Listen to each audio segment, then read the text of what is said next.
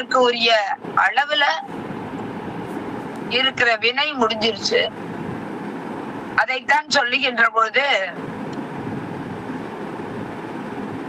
மதிலுடைய கோட்டை சிதைந்தது, சிதைந்த பின் அப்படிங்கிற ஒரு கணம் கூட அதுக்குள்ள ஒருத்தரும் இருக்க முடியாது இல்லையா? கோட்டையே சிதைஞ்சு போச்சுன்னா கோட்டைக்குள்ள யாரு இருக்க முடியும்? ஆக இந்த கோட்டை எதால் ஆனது? 36 தத்துவங்களும் 60 தாத்வீகங்களும் சேர்ந்து இந்த கோட்டைய அமைத்து கொடுத்திருக்குது. ஆக எப்போ இந்த மதில் முடிஞ்சு போகுதோ அப்ப இந்த கோட்டை முழுவதும் சிதைந்து விட்டதுங்கிறத காமிக்கிற. இந்த கோட்டைக்குள்ள வாழ்ந்தாலும் எப்பொழுது இந்த மதில் கோட்டை சிதைகின்றதோ அப்ப அதுக்குள்ள இருக்கிற இந்த 96 அப்படியே விலகிவிடும். உள்ளுக்குள் வாழ்பவர் அப்படின்னு காட்டியது உயிர். இந்த கோட்டைக்குள் வாழ்வது உயிர். அந்த உயிருக்கு உரிய வினை முடிந்து விட்டால் இந்த கோட்டையும் இல்லை, கோட்டைக்குள் இருக்கிற 96 தத்துவங்களும் இல்லை. அதைதான் இந்த இடத்துல நமக்கு உணர்த்துகின்றார். ஆக இப்போ அந்த மதில்ங்கிறது என்ன? ஒரு எல்லை உடையது. கோட்டைக்கு ஒரு எல்லை உடையதுதான் மதில். மதில் அப்படித்தானே எடுத்திருப்பாங்க, ஒரு எல்லை காட்டி இருக்கிறது தான். அந்த எல்லை என்னது? வினை. அந்த வினை முடிந்து விட்டது, வினையே சிதைந்து விட்டது அப்படின்னா, வினை நீங்கி விட்டது அப்படின்னா அதுக்கப்புறம் இந்த 96 தத்துவங்களுக்கும் அங்க வேலையே இல்லை என்பதை இந்த இடத்துல உணர்த்துகின்றார். ஆக வினை எப்பொழுது நீங்கும்?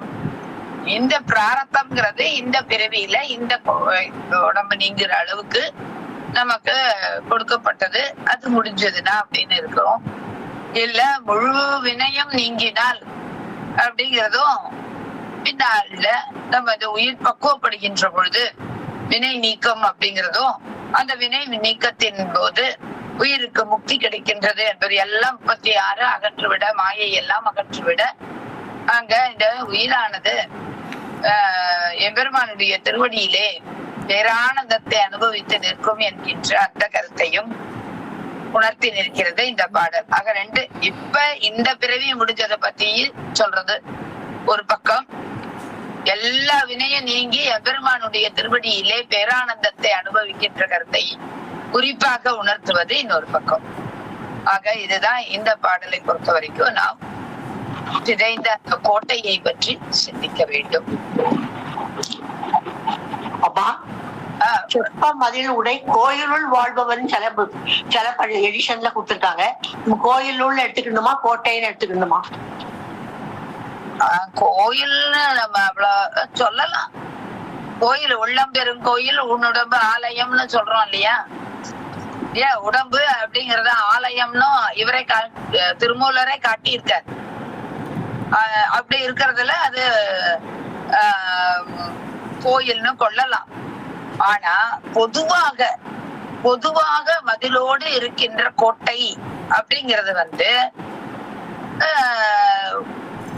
அந்த ஒரு நாடு, ஒரு ராஜா, அதுல வாழ்பவர், பகை நாட்டு அரசன் அதை தாக்கினான் அப்படின்னு வருகிற போது கோட்டையை தான் தாக்குறான், கோயிலை தாக்க மாட்டான். கோட்டை தான் சிதையும், கோயில் சிதையாது. கோயில்னு கொள்கின்ற பொழுது அங்க சிறப்பு தான் நம்ம பார்க்க முடியும் இல்லையா? இந்த கோவில் அப்படிங்கறது உடம்பே கோவில் அப்படின்னு சொன்னா அந்த கோவில் சிறப்புடையதாக, இதுவே நமக்கு எம்பெருமான் அங்கே குடிகொள்கின்ற அளவிற்கு உரியதாக அப்படின்னு நம்ம கொள்வதற்கு சிறப்பாக இருக்கும். ஆனா இந்த உயிருக்கு, இந்த உயிரினுடைய சிறப்பின்மைக்கு அப்படின்னு பாக்குறப்போ இந்த இடத்துல கோயில்னு சொல்றதை விட கோட்டைன்னு சொல்றதுதான் பொருத்தமுடையதாக இருக்கு. சரிதானா? இல்லையா? அவங்க கேட்டவங்க ஆமாமா வெளியே லெஃப்ட் ஆயிட்டாங்க. சரி, ஏதோ அவங்களுக்கு நெட் ஏதாவது பரவாயில்ல, இப்ப புரிஞ்சிருக்கோம்னு நினைக்கிறேன்.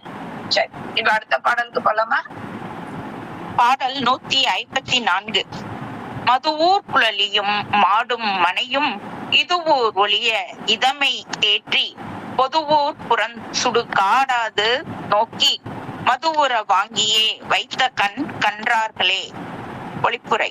எவன் ஒருவனையும் ஊரார் அவன் மனைவியும் செல்வமும் மாளிகையும் ஊரிலே நின்றுவிட ஒரு நடைப்பரன் மேல் ஏற்றி ஊருக்கு பொதுவாய் புறத்தே உள்ள சுடுகாட்டை நோக்கி சுமந்து சென்று உள்ளத்தில் அன்பு மேம்பட்டு இயலா எடுத்து வைத்துவிட்டு போவதையே பார்க்கின்றோம். சித்திரம். கொஞ்சம் நீங்க கூட திருத்தி எழுதுறனா கூட பிரிச்சு எழுதிட்டா வாசிக்கிறதுக்கு கொஞ்சம் பொருள் புரியற மாதிரி இருக்கும். சரியா? குழலியும் மாடும் மனையும், இது சரிதான். இது ஊர் ஒழிய இதனமது ஏற்றி, இதனமா தேற்றி அது ஏற்றி வச்சுக்கோங்க, உங்களுக்கு பொருள் புரிஞ்சிடும். இதனமது ஏற்றி புது ஒரு புறம் சுடு காடது நோக்கி மது ஊற வாங்கியே வைத்து அகன்றார்களே. ஓ சரி சரி. வைத்து அகன்றார்களே. சும்மா அத வச்சுக்கிட்டோம்னா பாட்டு பாக்குறப்பயே நமக்கு எளிமையா புரிஞ்சு. அதுக்குதான் சரி. ஒவ்வொரு பாட்டும் நம்ம சிந்திக்கிறோம் அப்படின்னா அதுல அதை எப்படி படிக்கணும் அப்படிங்கறதையும் சிந்திக்கிறதுக்குதான்.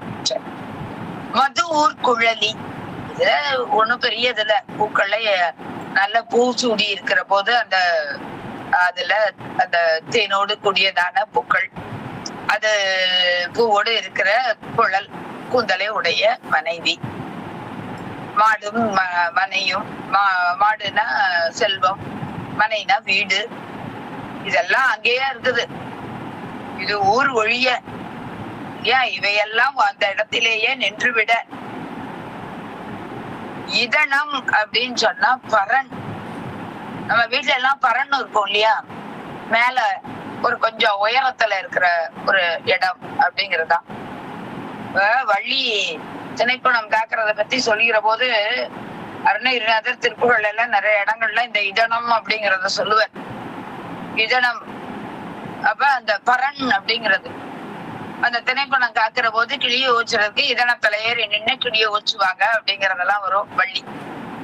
அப்ப அந்த பரன் அப்படிங்கறது கொஞ்சம் உயரமான இடத்துல உயரத்துல அமைக்கப்பட்ட இடம்.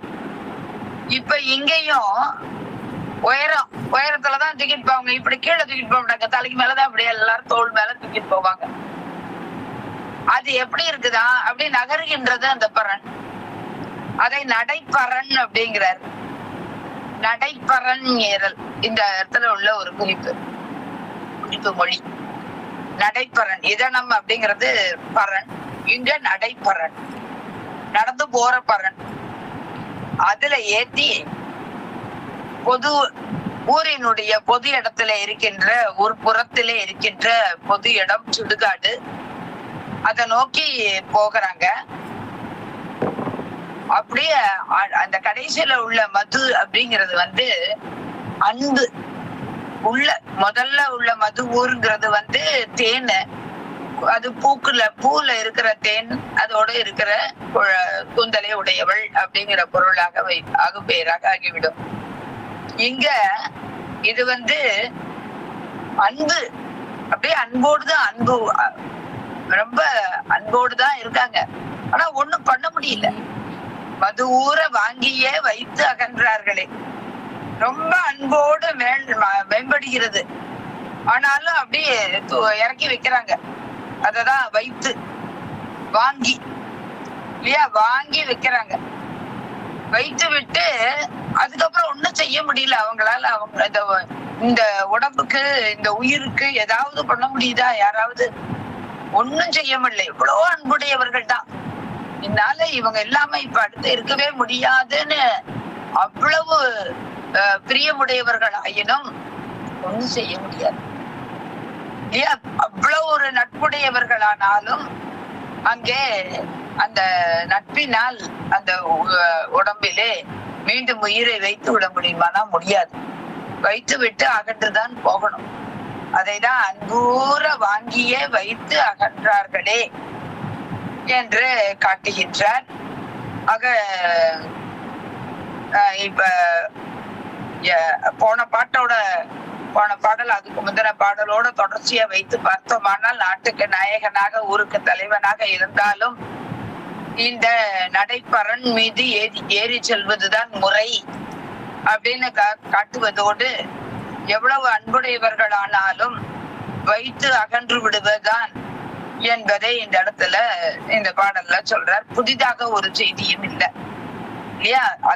அதே கருத்தை தான் மீண்டும் நமக்கு கொஞ்சம் இந்த பாடலிலே வைத்து காட்டுகிறது. எவ்வளவு அன்பு இருந்தாலும் அவ்வளவுதான் செய்ய முடியும், இதுதான் நடைமுறை அப்படிங்கிறத உணர்த்துகிறார். அடுத்த பாடலுக்கு போலாமா? வணக்கம்மா. வணக்கம். பாடல் 55. வைச்சகல் உற்றது கண்டு மனிதர்கள் அச்சகலாதென நாடும் அரும்பொருள் பிச்சது வாய்ப்பின் தொடர்புறும் மற்றவர் எய்ச்சகலா நின்றிழைக்கின்றவாறே. பொழிப்புரை. இறந்தவனது உடம்பை ஊரார் கொண்டு போய் புறங்காட்டில் வைத்து நீக்கியதை காணும் பொழுது என்றும் அச்சு போல உடன் இருந்து உதவும் என்று அறிவுடையோர் அறிந்து விரும்புகின்ற இந்த அரிய பொருளாகிய இறைவன் ஒருவனே பேரருள் காரணமாக அவரை பின்தொடர்ந்து செல்வான். பிறர் யாவரும் ஒன்றும் செய்ய மாட்டாது இழைத்து வருந்துகின்றவர்கள் தாம். சென்ற பாடலினுடைய தொடர்ச்சியாகத்தான் இந்த பாடலை வச்சிருக்கிறார் இல்லையா? மது ஊற வாங்கிய வைத்து அகன்றார்களே அப்படின்னு காட்டிட்டு வைத்து அகல் உற்றது கண்டு அப்படிங்கிறத சொல்றார். வச்சு அகல் உற்றது, வச்சகல் இல்ல, வச்சு அகல் உற்றது கண்டு மனிதர்கள் இந்த மாதிரி நிறைய நிகழ்வுகளை பாக்குறப்பதான் மனிதர்களுக்கு புரிய வருகிறது. ஆகா, யாரும் கூட வர முடியாது, யாரும் எதுவும் செய்ய முடியாது, எய்த்து அகலா நின்று இழைக்கின்ற வரை. அகலா நின்றுனா அகன்றுன்னு தான் அர்த்தம், அகன்று போய் விடுவர் அப்படிங்கறதுதான். எய்த்து அப்படின்னா வருத்தப்பட்டுதான், அப்படியே இழைத்து என்ன ஒண்ணும் செய்ய முடியலையேன்னு இழைத்து அகன்று விடுவர் தான். அகன்று சென்று இழைக்கின்றவாறு அப்படி வருத்தப்படுகிறது. இழைத்தல்ங்கிறத வருத்தப்படுதல். இங்க மத்தவங்களும் அவ்வளவுதான், ஒண்ணும் செய்ய முடியாம இழைத்து வருந்துகின்றார்கள். ஆனா உடன் வருகின்ற எம்பெருமான் கூடவே வர்றவன் அவன் ஒருத்தன் தான். அவன் தான் பேர் அருள் காரணமாக அப்படி பின்னாடியே வருவான். பின்னாடி வந்தது மட்டும் இல்லாம அடுத்து ஒரு உடம்புக்குள்ள நம்மை புகுமாறும் செய்வான். அவ்வாறு செய்யக்கூடியது எம்பெருமான் ஒருவனே. ஆக நம்மள கூடவே உடனாக நம்ம என்னெல்லாம் நினைக்கிறோமோ அதெல்லாம் செய்கின்ற மாதிரி அச்சு அகலாது எம்பெருமான் நாம் நாடி இருக்கின்ற ஒரு பொருள், ரொம்ப அரிதான பொருள், அரும்பொருள். அவன் பித்தன். பித்தன்னா என்னது? ரொம்ப பித்து பிடிச்சதுதான், ரொம்ப அன்பு, பேரன்பு. அந்த பேரன்பை ஒப்பிட்டு சொல்லவே முடியாது. பைத்தியக்காரன் நம்ம சொல்லுவோம்ல, அதான். என்னது இப்படி பைத்தியமா இருக்கிறாங்க அப்படின்போமே, அந்த பைத்தியமா இருக்கிறதே எம்பெருமான் சிவபெருமான் ஒருவனே. இப்படி ஒரு பைத்தியமா, இப்படி ஒரு பித்தனா இது. அதனாலதான் சுந்தரர் அவ்வளவு அழகா பித்தான்னு சொன்னார். அவன மாதிரி பித்து உடையவர்கள் ஒருத்தர் இருக்கவே முடியாது. எல்லா உயிர்களிடத்தும் இவ்வளவு ஒரு பித்தா, அத்தனை உயிர்களுக்கும் கூடவே போறானே, யாரும் வர முடியாத நிலையிலும் அவன் செல்லுகின்றான். அவன் பேரருள் உடையவன் என்பதனால் அத்தனை உயிர்களோடையும் பின்னாடி போறான். மற்றவங்க வைத்து அகன்று விட்டார்கள், வைத்து அகல் உற்றது கண்டு மனிதர்களுக்கு கொஞ்சம் புரிய வருது. ஆகா, மற்றவங்க எல்லாம் போயிடுறாங்க, இவன் ஒருத்தன் தான் கூட வர்றான் என்று நாடி நிற்கின்ற பெரியவர்கள் சொல்லுகிறார்கள். அச்சு அகலாது என நாடும் அரும்பொருள் பித்து. இதுதான் வாய்ப்பின்னா அவ்வாறு அந்த பித்தன் என்று சொல்லுவதனால் அவனே தொடர்வுகின்றான். மற்றவர் எய்ச்சு அகலான் என்று இழைக்கின்றவாறே. அவன் ஒருவனே நம்மை விட்டு அகலாமல் வருகின்றான், தொடர் வருகின்றான் என்பதை இந்த பாடல்ல காட்டுகின்றார். இவ்வளவு வரைக்கும் நேரடியா சொல்லல திருமூலர், நம்மள சிந்திக்க வைக்கிறார். உரையாசிரியர்கள் தான் இப்படி எல்லாம் இருக்கின்றதுனால கொஞ்சம் அவனை பத்தி சிந்திங்கள், அவன் ஒருத்தன் தான் நமக்காக செய்யறவன் அப்படிங்கிறத குறிப்பாக காட்டினார். ஆனா இந்த பாடல்ல வெளிப்படையாகவே திருமூலர் சொல்லி வச்சார், மத்த யாரும் வரமாட்டாங்க, இவன் ஒருத்தன் தான் வருவான் அப்படின்னு காட்டிட்டார். ஆக இந்த சென்ற பாடலினுடைய தொடர்ச்சியாகவே இந்த பாடலை நம்ம பார்க்கணும். அங்கதான் வைத்து அகன்றார்களே, இங்க வைச்சு அகல் உற்றது கண்டு அப்படின்னு வர்றதுனால இந்த ரெண்டு பாடலும் ஒண்ணுக்கு ஒண்ணு தொடர்புடையது அப்படிங்கிறதையும் சிந்தித்துக் கொள்ளுங்க. சரி, அடுத்த பாடலுக்கு பாடல் 156. ஆழ்த்தெழு சுற்றமும் பெண்டிரும் மக்களும் ஊர்துறைக்காலே ஒளிவர் ஒளிந்த பின் வேர்த்தலை போக்கி விறகிட்டெறி மூட்டி நீர்த்தலை மூழ்குவர் நீதியிலோரே. பல்லென்று ஆரவரித்து எழுகின்ற சுற்றத்தாரும் மனைவியாரும் மக்களும் ஆகிய எல்லோரும் ஊர் எல்லையை கடந்து அப்பால் வரமாட்டாது அவ்வெல்லைக்குள்ளே நின்றொழிவார்கள்.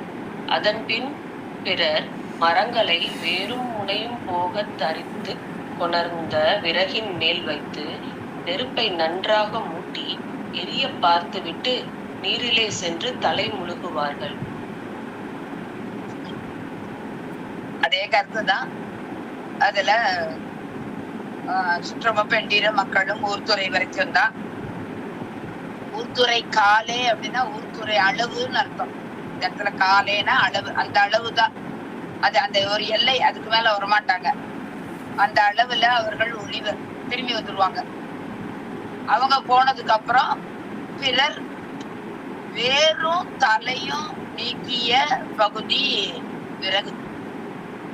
ஒரு மரம் இருக்கு, அந்த மரத்தினுடைய வேரை வெட்ட மாட்டாங்க, வேறு இருக்கும், அப்பதான் அடுத்து ஒரு முளைக்கும். அதே போல முனையில இருக்கிற இலை அதுவும் பயன்படாது. இப்ப நடுவுல இருக்கின்ற அந்த தண்டு பகுதி தான் விறகாக அமைகிறது. அதே இடத்துல வேர் தலை போக்கி மீதி இருக்கின்ற விறகு அதை இட்டு எரிமூட்டி நீர்த்தலை மூழ்குவர் நீதியிலோரே. நீர்த்தலை மூழ்குவர் அது வரைக்கும் சரி, நமக்கு நல்லா புரிஞ்சதுதான். அது என்ன நீதியிலோர்?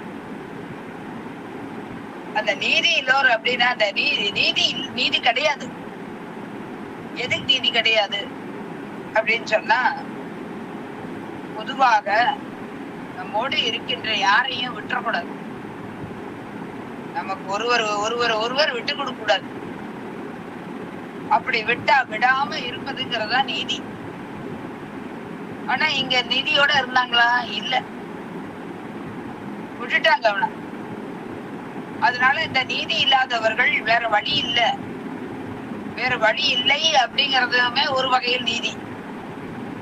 ஆனா அவனை விட்டுவிடக் கூடாது அப்படிங்கிற அந்த நீதியை இவர்கள் பின்பற்ற முடியவில்லை. அந்த நீதியை நிறைவேற்ற இயலாதவர்கள், அந்த வகையில தான் இங்க நீதியிலோர் அப்படிங்கிற. அவர்களோடு செல்லக்கூடிய நெறி இல்ல, நீதி, அந்த நீதி இல்ல. அப்ப நீதிங்கிறது ஒரு நெறி அப்படிங்கிற பொருள்ல வரும். நெறியிலோர் அப்படின்னா, நெறின்னா இந்த இடத்துல என்ன செய்யறதுன்னு அந்த நெறி தெரியாதவர்கள். மேன்மைகள் சைவ நீதி அப்படின்னு நம்ம சொல்றோமா?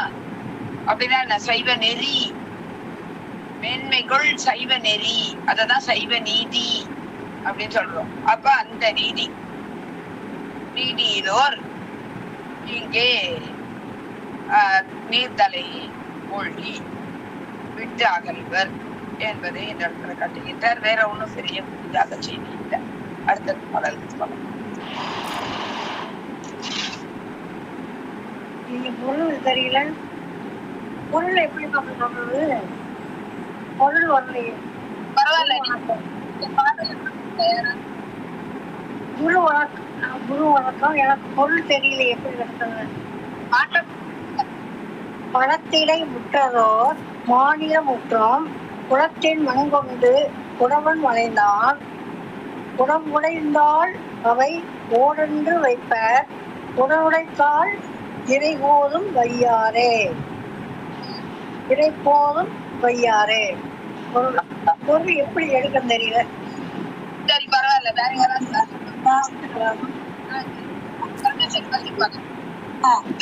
உலகமெங்கும் குயவர்கள் குளத்தில் இருந்து மண் கொணர்ந்து தங்கள் அகத்தின் உள்ளே முற்றத்தின் கண் பல குடங்களை பண்ணுகின்றார்கள். அக்குடங்கள் ஆளப்பட்டு உடைந்து விடுமானால் வறுக்கும் ஓடாக பயன்படும் என்று அகத்திலே சேமித்து வைப்பார்கள். ஆனால் பண்ணப்படும் முறையால் அக்குடத்தோடு ஒப்பனவாகிய உடம்புகள் சிதைந்தால் நொடி நேரமும் மக்கள் வீட்டில் வைத்திருக்க ஒருபடா.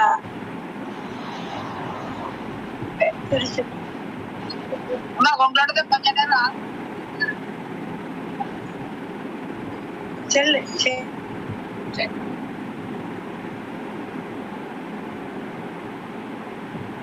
வளத்திடை முற்றத்தோர் மாநில முற்றும் குளத்தின் மண் கொண்டு குயவன் வணைந்தார்.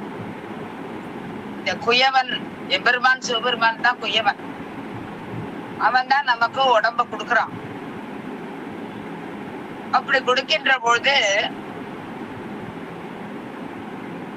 இடம் கொண்டு சுத்த தத்துவத்தை இடமாக கொண்டு மற்றவர்களை ஏவி நமக்கு அதை செய்து கொடுக்கின்றான். மாநில முற்றும் குளத்தின் மண் கொண்டு அப்படிங்கிறப்போ ஆன்ம தத்துவங்களை கொண்டு இந்த குயவன் தாத்துவிகங்களையும் கொண்டு உடம்பை செய்து கொடுக்கின்றான். அதத்தான் வளத்திடை முற்றத்தோர் அப்படிங்கிற மாதிரி மாநில முற்றும் அப்படிங்கிறத கொடுக்கிறார். அதாவது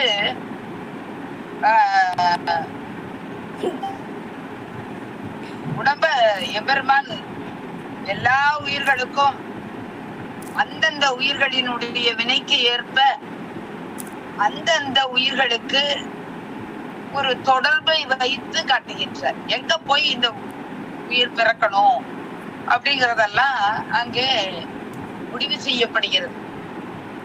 எல்லா உயிர்களுக்கும் எல்லா மற்ற உயிர்களோடும் அங்க தொடர்பு படுத்தி அமைப்பதைத்தான் மாநில முற்றும் அங்கே அமைத்து காட்டுவது. குளத்தின் மண் கொண்டு அப்படிங்கிறது ஆன்ம தத்துவங்களையும் தாத்துவிகங்களையும் கொண்டு இங்க உடம்பை செய்து கொடுத்த தன்மையை குறிப்பாக உணர்த்துகின்றார். வீட்டுலதான் வச்சு அவன் பண்ணாலும் குயவன் குளத்துக்கு போய் அங்க மண்ணு எடுத்துட்டு வந்து அப்படித்தானே அதை எடுத்து அதை பக்குவப்படுத்தி வச்சு செய்யறான் இல்லையா? அது போல சுத்த தத்துவத்திலிருந்து எம்பெருமான் இதையெல்லாம் நமக்கு ஐந்தொழிலையும் செய்தாலும் நம்ம அந்தந்த உயிர்களுக்கு ஏற்ப அந்தந்த உயிர்கள் செய்த வினைக்கு ஏற்ப வித்யா தத்துவங்களையும் அதுக்கப்புறம் அந்தந்த உயிருக்கு அந்தந்த வினைகளுக்கு ஏற்ப உடம்புக்காக ஆன்ம தத்துவங்களையும் வந்து தாத்துவிகங்களை கொண்டு உடம்பை நமக்கு செய்து கொடுக்கின்றார். அத கருத்தை நம்ம இந்த இடத்துல குறிப்பாக காட்டுகின்றார். சரி, அப்படியெல்லாம் செய்து கொடுத்த அந்த உடம்பு எம்பெருமான் செய்து கொடுத்ததாயிற்றேன்னு நிரந்தரமா இருக்க போதுதானா? இல்ல, அவன் செஞ்சு கொடுத்த உடம்புதான் என்றாலும் அது வினை அளவுக்குத்தான் என்ற வகையிலே அது உடைந்து விடும். அத சொல்றாரு இங்க. குடம், இந்த உடம்புங்கிறது ஒரு குடம் மாதிரி, அது உடைந்த குடம் மாதிரி, உடைய போடுற குடம் மாதிரி அப்படிங்கிற. இதுல என்ன ஒரு கருத்து, ஒரு சிறப்பு அப்படின்னு சொன்னா, அந்த குடம் உடைஞ்சிச்சுன்னா, மண் குடம் உடைஞ்சிச்சுன்னு சொன்னா அத அந்த ஓடு எதுக்காது ஆகும்னு எடுத்து வைப்பாங்க.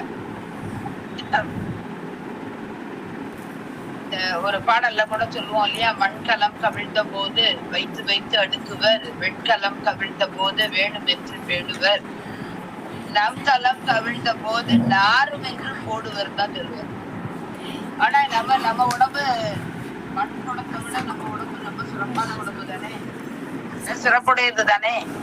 ஆனாலும் மண்ணு குடம் கூட உடஞ்சு போச்சுனாலும் அதுக்கு பயன் இருக்கு, இந்த குடம் உடஞ்சு போனாலும் எதுக்கும் பயன். அந்த அளவிற்கு சிறப்பின்மை அப்படிங்கிறதையும் நிலையாமை அப்படிங்கிறதையும் உணர்த்துற.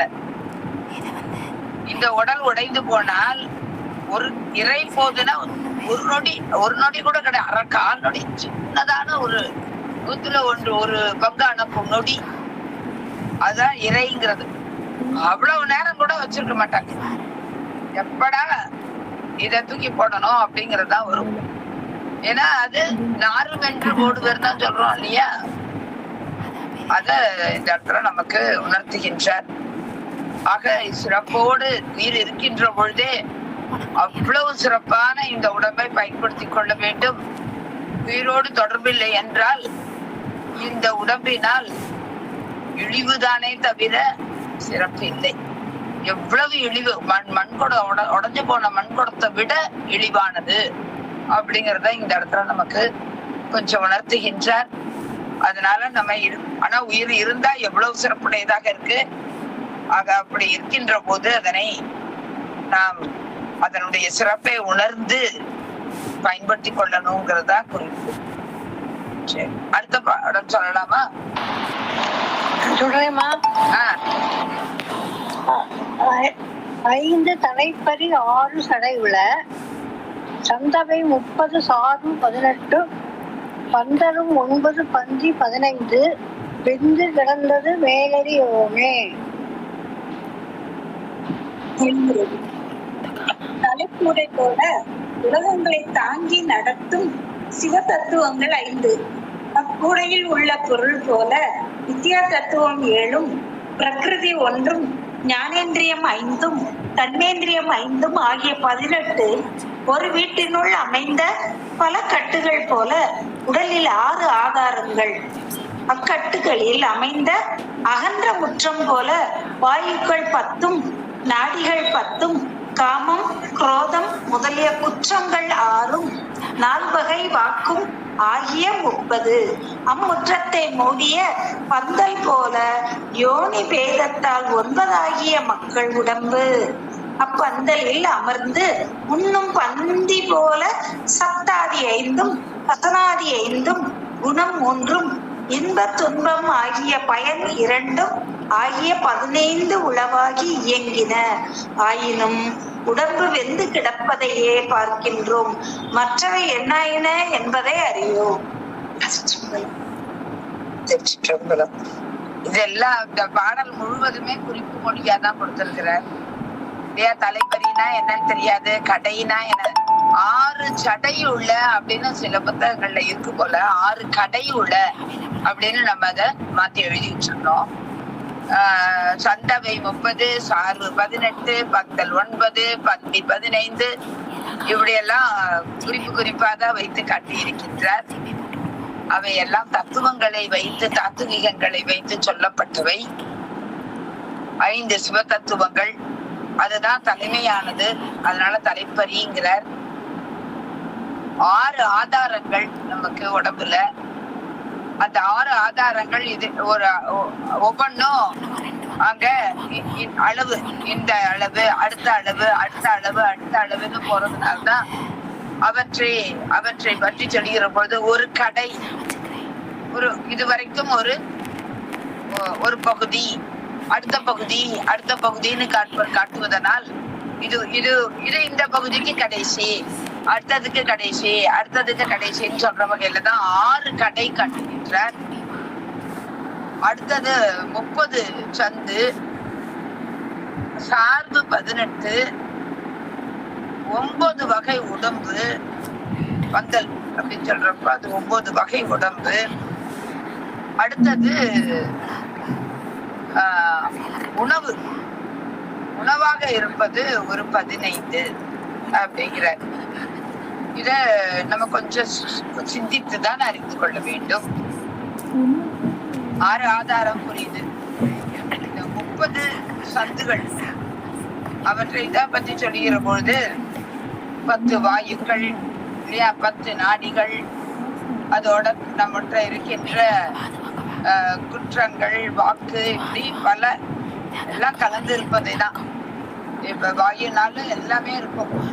நன்மையை தருகின்ற வாயுக்களும் உண்டு, தீமையை தருகின்ற வாயுக்களும் உண்டு.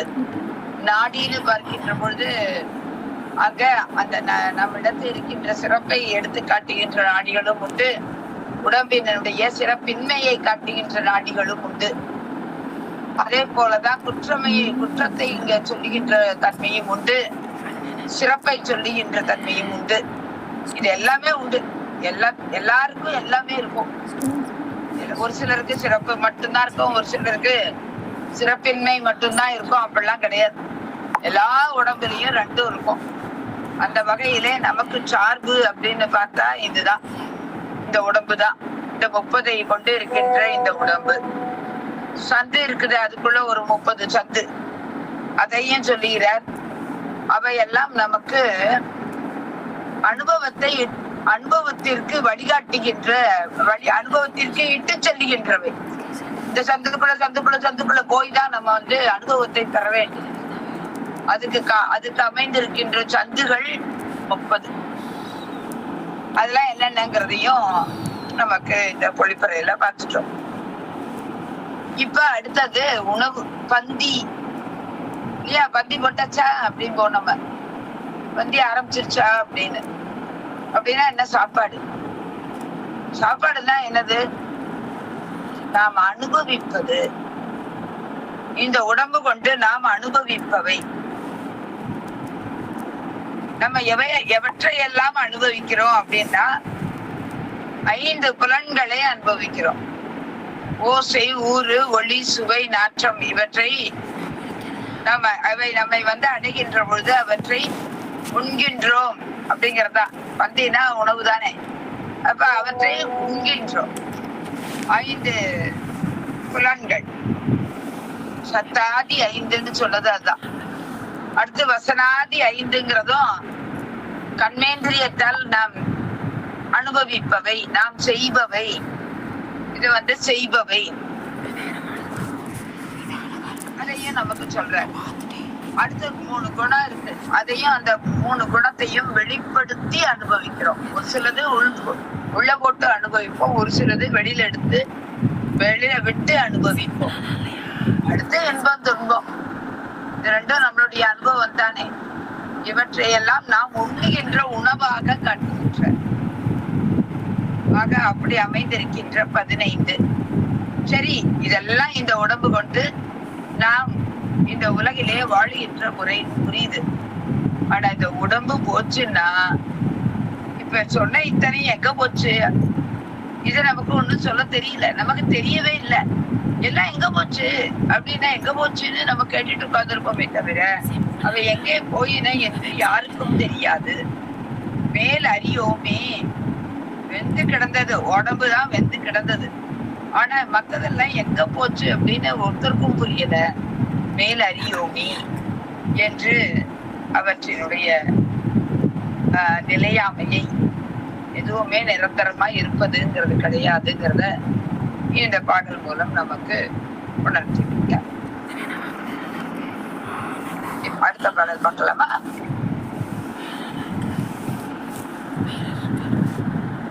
பூர்ண பொற்களை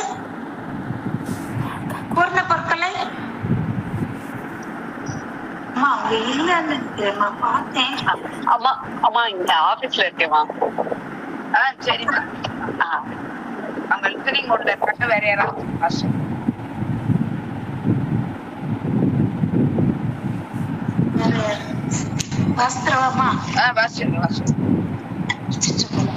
அத்திப்பழமும் அரைக்கீரை நலிவித்தும் கொத்தி உலை பெய்து கூழட்டு வைத்தனர். அத்திப்பழத்தை அரைக்கீரை வித்து உண்ண கத்தி எடுத்தவர் காடு புக்காரே. தெளிவுரை. அட்டில் தொழில் செய்வார் வறிய குடும்ப தலைவன் ஒருவனுக்கு அத்திப்பழத்தையும் அரைக்கீரை விதையுமே திருத்தி உலையிட்டு உணவும் கரியுமாக ஆக்கி வைத்தார்கள். அந்த உணவை அக்கரியோடு உண்பதற்கு வேண்டப்படாத கூரிய கத்தியை எடுத்து அவாவுடன் புகுந்த அத்தலைவன் அதற்குள்ளே சுடுகாட்டை அடைந்தான். இது நமக்கு சூனிய சம்பாஷணையாக காட்டப்பட்ட பாடல்ல நல்லாவே தெரியுது. அது என்ன அத்திப்பழம் அரைக்கிறது அப்படின்னு நம்ம யோசிக்கிறோம். அது ரொம்ப அழகாக நமக்கு எடுத்து சொல்லுகின்றார். உரையாசிரியர். அத்திப்பழம் அப்படிங்கிறது வந்து நம்மளுடைய தூள உடம்பு. அரைக்கீரை வித்து அப்படிங்கிறது வந்து சூக்ம உடம்பு. அரைக்கீரை அப்படிங்கிறது அருக்கீரை அப்படிங்கறதனுடைய மருவி வந்ததுதான். அருக்கீரை அப்படின்னு சொன்னா அறுக்கப்படுவது. அப்ப அந்த கொஞ்சம் அறுத்து அந்த கீரையை எடுக்கிறப்ப கீழே உள்ளதுல இருந்து திருப்பி வந்துகிட்டே இருக்கும். அதை வைத்து அந்த பெயர் தான் அது அருக்கீரை. அது அரைக்கீரை அப்படிங்கிற நல்வித்துன்னு ஒரு அடைமொழியும் கொடுக்கிற. இப்ப இந்த ரெண்டையுமே எம்பெருமான் நமக்கு தந்திருக்கிறார். அது எப்படி கொத்தி உழைப்பெய்து கூழட்டு வைத்தனர்கிறார். எப்படி கொடுத்தாரா? வினைக்கு ஏற்ப அவற்றை திருத்தி அமைத்து இப்படி இருந்தாதான் இந்த உயிரினால் சிறப்பாக இதனை அனுபவிக்க முடியுங்கிற மாதிரி நல்ல அத இந்த கீரையெல்லாம் கொத்தி அத சிறப்பாக ஆய்ந்து உணவாக சமைப்பது போல அப்படிங்கிற உலை பெய்து உலையில போட்டு நல்ல வேக வச்சு கூழட்டு கொடுக்கிறார். இப்படிதான் நமக்கு உடம்ப கொடுத்திருக்கிறார் சாமி. அது பரு உடம்பானாலும் சும்மா உடம்பானாலும் நம்மளுடைய வினைக்கு ஏற்ப அந்த உடம்பு பயன்படணும். இன்ப அனுபவம் அப்படின்னா இன்ப அனுபவத்தை தரணும். நல்வினை பயனை அது நமக்கு ஊட்டணும். அதுக்கேத்த மாதிரி தான் இந்த பருவுடம்பும் நுண்ணுடம்பும் இருக்கும். அதான் எம்பெருமான் அப்படி பார்த்து நமக்கு செஞ்சிருக்காரு. செஞ்சு அப்படி கொடுத்திருக்கிறார். இப்ப என்ன ஆகுது அப்படின்னா அத்திப்பழத்தை அரைக்கீரை வித்து உண்ண இப்ப சுக்ம உடம்பு கொண்டு அனுபவிக்க வேண்டியவற்றை எல்லாம் தூள உடம்பு வந்து இங்கே தருகிறது. இந்த தூள உடம்பு கொண்டுதான் இந்த உயிரானது அனுபவிக்கின்றது. சூக்கும உடம்பு அங்க அந்த வினைக்கு ஏற்ப என்னென்ன அமையும் அப்படிங்கறதெல்லாம் வைத்திருக்க அனுபவம் அப்படிங்கிறது சூக்ம உடம்பு கொண்டுதான் வரும். சூக்ம உடம்பு இல்லாமல் அனுபவம்ங்கிறது கிடையாது. மனம், புத்தி, அகங்காரம் இவையெல்லாம் இல்லாமல் அனுபவம் எல்லாம் இல்லை.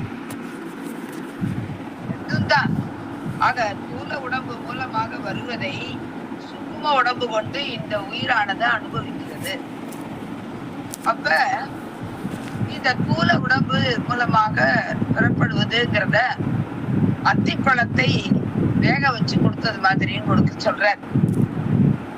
இந்த சூக்ம உணவு கொண்டு அனுபவிப்பதுங்கிறத இங்க அதற்கு உணவுக்கு பக்கத்துல கறி அமைத்தது போல அப்படிங்கிறத சொல்ற.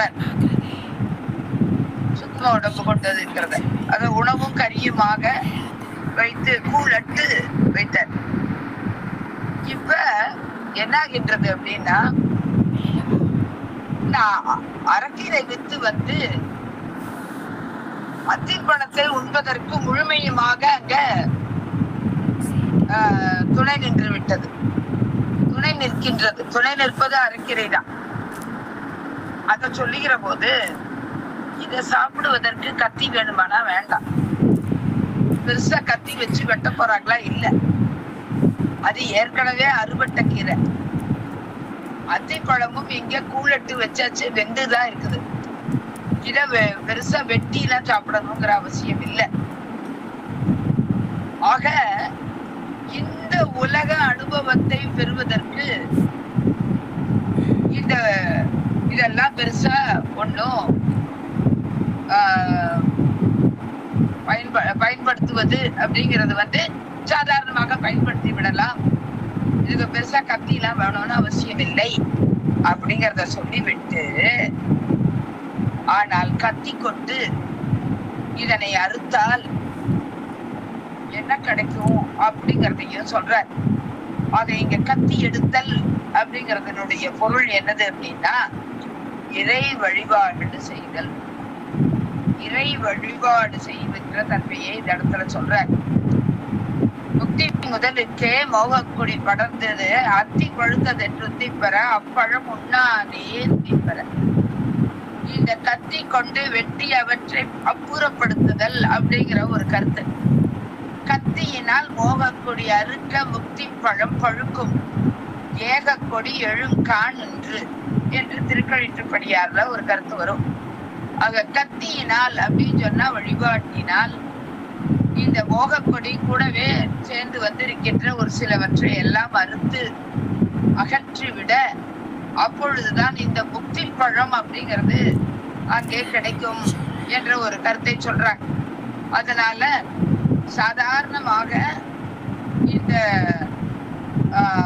உலக அளவிலே இருக்கின்ற இந்த பயனை பெறுவதற்கு இந்த இவ்வளவு கத்தியெல்லாம் எடுக்க வேண்டிய அவசியம் இல்லை. ஆனா முக்தி பெறுவதற்கு கத்தி எடுக்கணும் அப்படிங்கிறத காமிக்கின்றார். பொற்கொழு கொண்டு வரகுக்கு உழுது பயன் அப்படிங்கறதெல்லாம் நம்ம பாடல பார்த்திருக்கோம். ஒரு வரகு தான் நம்ம வயல்ல போட்டிருக்காங்க. அந்த வயல்ல வரகு விளைய வைக்கிறதுக்கு போய் ஏதோ தங்கத்தால் ஆன பொற்கொழுவை கொண்டா யாராவது உழுவாங்க? இல்ல. வரகுல இருந்து கிடைக்க போகின்ற பயனோ ரொம்ப குறைவுதான். அதுக்கு போய் தங்கத்தால எதையும் பயன்படுத்தணும்னு அவசியம் இல்லை. அது போல இந்த உலக அளவுல உள்ள இந்த விஷயங்களுக்கு இந்த கத்தியெல்லாம் பயன்படுத்தி செய்யணும்ன்ற அவசியம் இல்லை என்பதை இந்த பாடல் வழி சொல்றார். அதை எப்படி சொல்றார்? நல்ல வெந்து இருக்கின்ற இந்த பொருளுக்கு கத்தி அவசியமா? இல்லையே. அது போல இந்த உலக பொருள்களை உலக அனுபவத்திற்கு அப்படிங்கிறப்போ இதுக்கெல்லாம் ரொம்ப பொற்குழுவனும் அவசியம் இல்லை, கத்தியெல்லாம் அவசியம் இல்லை அப்படிங்கிறத இது மீண்டும் மீண்டும் இந்த உலக பயனை அது தந்துடும். நம்ம செய்யற வினைக்கே அது நின்றும் அப்படிங்கிறத அங்க காமிக்கிறார். ஆனால் வழிபாடு என்பதை நாம் பயன்படுத்துகின்ற பொழுதுதான் அது இந்த இடத்துல இவற்றையெல்லாம் விலக்கிவிட்டு முக்தி பழத்தை நமக்கு இந்த கருத்தையும் இங்கே நமக்கு இந்த பாடல் வழி கொஞ்சம் உணர்த்துகின்றார்.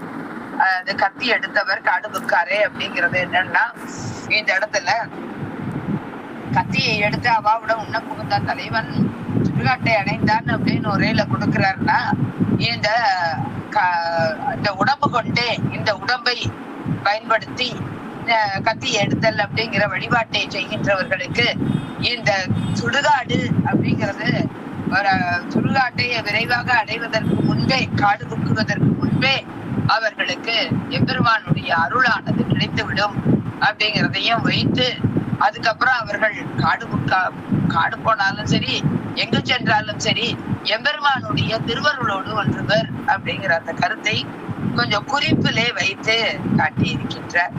ஆக இதெல்லாம் பின்னால வரவேண்டிய பாடல்கள் தான் இங்கேயே கொஞ்சம் நமக்கு பின்னால இருக்கின்றனங்கிறத உணர்த்துவது போல இந்த 25 பாடல்களுக்குள்ள இந்த மாதிரியான சில கருத்தையும் வைத்து காட்டியிருக்கின்றார்.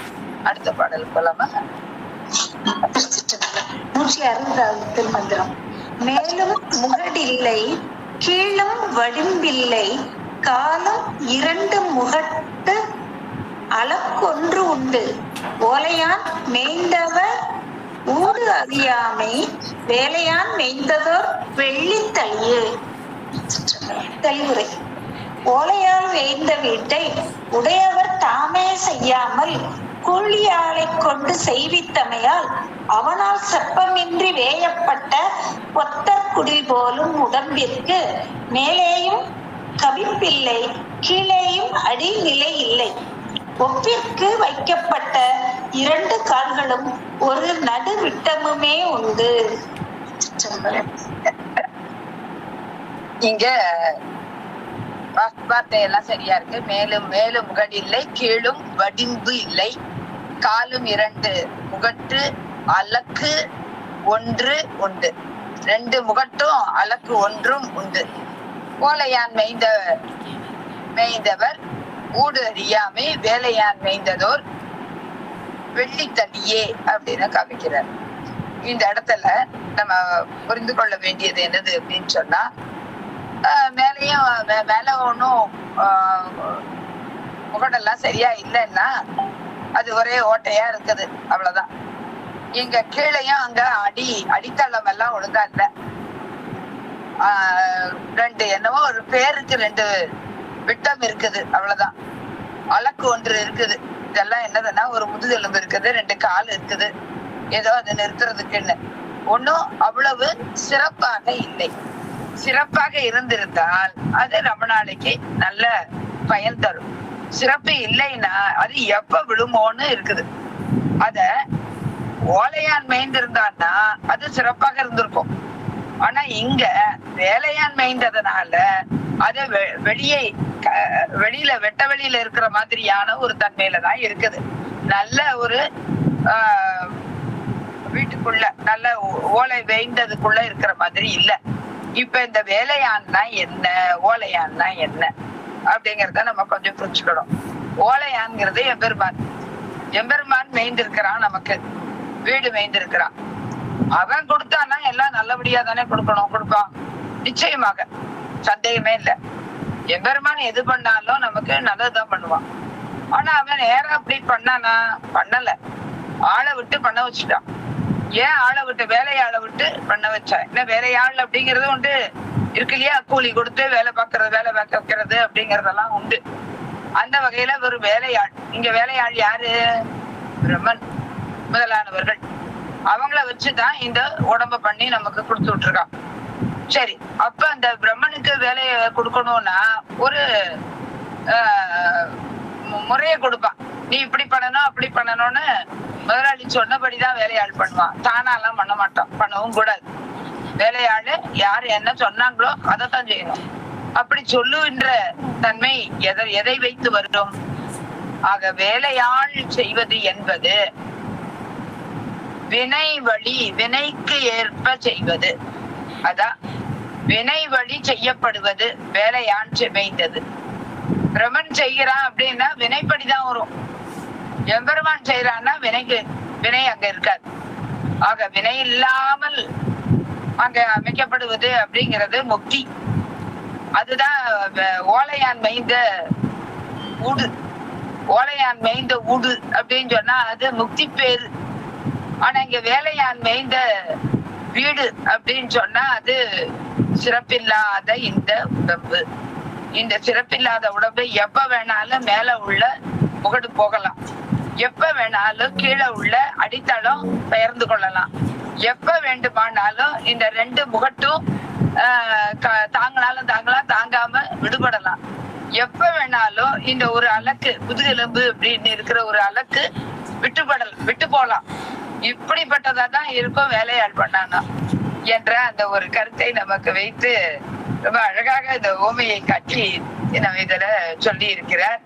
ஆக இதுல குறிப்பாக இருப்பது என்னன்னா, வினை வழி நமக்கு உடம்பு வருதுன்னு சொன்னா அது நிலைத்தது அல்ல.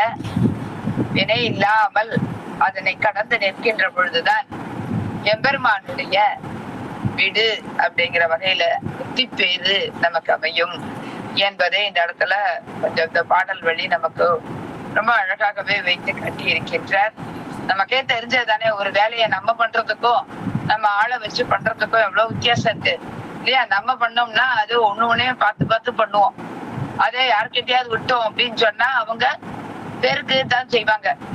அது எந்த அளவுக்கு கூலி கொடுத்தோமோ அந்த கூலி அளவுக்கு தான் இருக்கும். அந்த கூலிங்கிறது என்னது? வினை அளவிலே தான் அந்த உடம்பானது கொடுக்கப்படும் என்பதையும் இந்த இடத்துல நமக்கு காட்டி இருக்கிறார். இன்னும் ஒரு 5-6 பாடல்கள் இருக்கின்றன. அவற்றை நம்ம வர்ற வகுப்புல சிந்தித்து விட்டு அடுத்த தலைப்புக்கு நம்ம அடுத்த வாரத்துல சென்று விடலாம். இப்ப நம்ம இத பார்த்தோம், என்னது? யாக்கை உடம்பு நிலை இல்லாததை பத்தி பார்த்தோம். அடுத்தது செல்வம் நிலை இல்லாததை பற்றிய கருத்துக்களை திருமூலர் நமக்கு உணர்த்துகின்றார். அவற்றை வருகின்ற வகுப்புல தொடர்ந்து சிந்திப்போம். ஆக இந்த இதுலயும் போன வகுப்புல பார்த்தது மாதிரி உடம்பு நிலைய அமைதான் என்றாலும் அந்த உடம்பு என்பது வினை வழி வருவது அப்படிங்கிறதும், அது நிலையில்லாத தன்மையை உணர்ந்து நின்றால் நாம் அது இருக்கின்ற பொழுதே இறைவனை பற்றி கொள்ள வேண்டும் அப்படிங்கிற குறிப்பையும் திருமூலர் இதுல சொல்லியிருக்கிறார். வாழ்த்து சொல்லிடலாமா? நேரமா. திருச்சிற்றம்பலம். வான்முகில் வழாது பெய்க மழிவளம் சுரக்க மன்னன் கோன்முறை அரசு செய்க குறைவிலாது உயிர்கள் வாழ்க நான்மறை அறங்கள் ஓங்க நற்றவம் வேள்வி மல்க மேன்மைகள் சைவ நீதி விளங்குக உலகமெல்லாம் மேன்மைகள் சைவ நீதி விளங்குக உலகமெல்லாம். திருச்சிற்றம்பலம். நன்றி. நல்லா சிற்றம்பலம். வணக்கம்மா. நல்லது, பார்க்கலாம்.